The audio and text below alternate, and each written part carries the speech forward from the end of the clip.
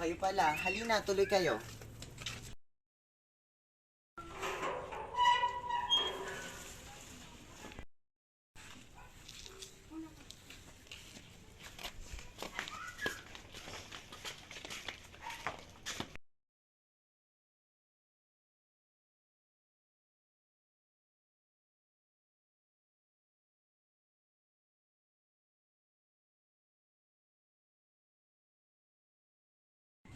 O, kamusta naman na kayo? Angel, kamusta ka na? Okay lang naman ito, sa awa ng Diyos, FA na. Nax, flight attendant. Mabuti naman kung ganon. O, kamusta na kayo ni Mark?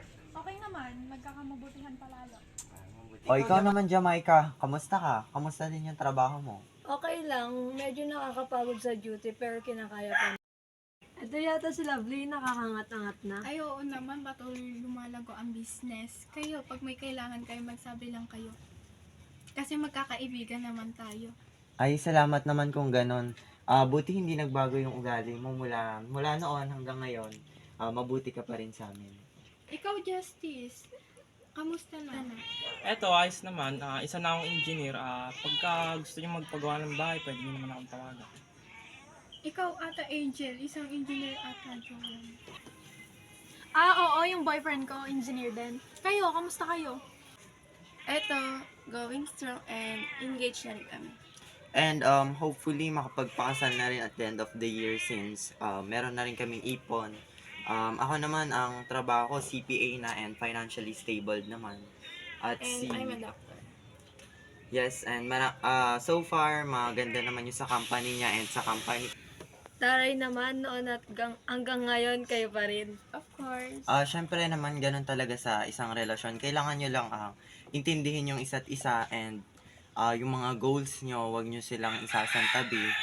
At magwo-work naman yung relationship nyo. Okay. Anong oras na pala? Siya, mauna na ako, may duty pa ako. O siya, sige, mag-iingat ka. At saka maraming salamat sa oras ng pagbisita nyo at saka inilaan nyo dito sa pag-uusap natin. Basta, alam nyo naman tayo lang din ang magdadamayan at magtutulungan. At saka wag nyong, sana wag nyo kalimutan kung anong relasyon ang meron tayo ngayon. Kung ano man ang nangyari, sana magpatuloy pa rin to, no? Siya, mag-iingat kayo, Thank you din.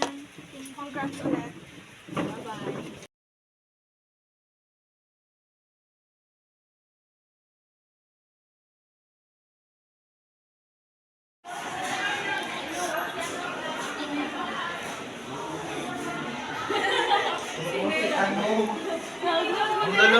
Grabe siya.